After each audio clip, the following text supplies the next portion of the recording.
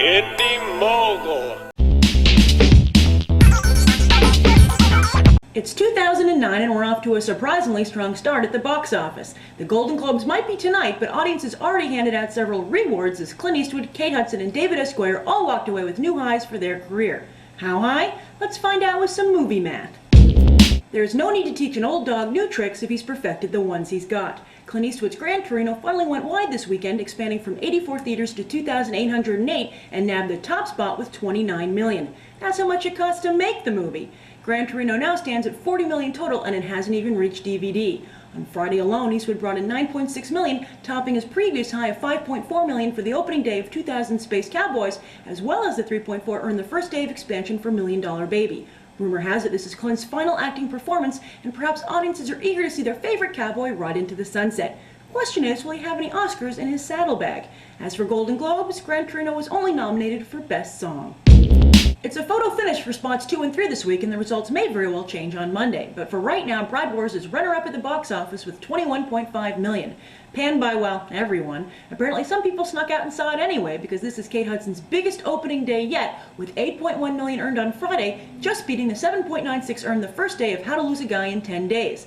This is Hudson's first producing gig, and it looks like she paid attention on her other films, as Bride Wars is performing in sync with the best of them.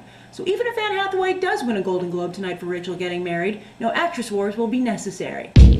And in third place, believe it or not, is David S. Goyer's The Unborn. It brought in $21 million, which was the entire domestic gross of his first directorial effort, 2007's The Invisible. On Friday, I asked you to rate the movie on a 1 to 10, and overall you gave it a 6, the same score audience members gave it on Friday's Beyond the Trailer. And the winner of this week's one-sentence review challenge is Scream Fanatic 123, who says, don't expect anything groundbreaking or amazing, but it's pretty scary with a cool ending. Runner-up is Hairspray Lover, who describes The Unborn as a bunch of sound effects and screaming, not a good movie.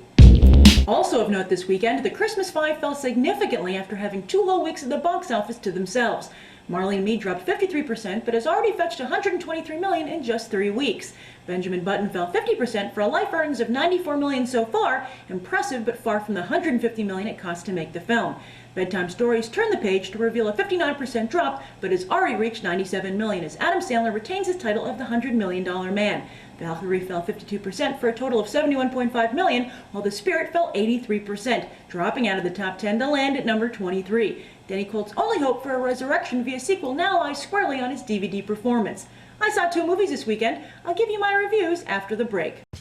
So much of the process of blogging is taking pre-existing pieces of media, like linking to something and then adding your idea on top of it. So I think a lot of stuff that happens in new media sort of comes out of that hip-hop creative process. VPC TV is brought to you by ASUS and Intel. You dream it, ASUS builds it, Intel inside.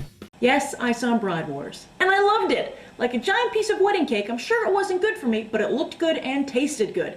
Adding to the fun was seeing it in a theater packed full of other women as we all oohed and awed at the engagement rings and wedding gowns, then gasped with every insult from Anne Hathaway's groom. In my opinion, both Hudson and Hathaway created dynamic female characters with careers and personality. Sure, they went a little crazy for their wedding, but in today's tough feminist world, which I'm happy to live in, you can't blame a woman for wanting to be a princess for at least one day. I also saw The Wrestler, and I gotta say, 2008 was not a great year for dramas. If you look at the top grossing movies for the year, they're all comedies and action films. I mean, Mickey Rourke turned in a fine performance, but to me, this was just a rip-off of Rocky. It's as if Darren Aronofsky sat down and watched Rocky with a notepad and for each plot point thought, okay, what's a depressing version of this? I had no sympathy for Rourke's character, and I felt the ending was predictable pandering for awards. But I realized it's on a lot of top 10 lists this year, and I always like a good comeback story. Too bad the only one here is behind the cameras for Mickey Rourke. If he takes home the Golden Globe tonight for Best Actor in a Drama, it'll be one of those for your entire career deals. As always, thanks for checking out Movie Math, and I'll see you Friday for Beyond the Trailer as we cover Notorious, My Bloody Valentine 3D, and Paul Blart Mall Cop. I'm Grace Randolph, and we just did some Movie Math. Subscribe, comment, rate it.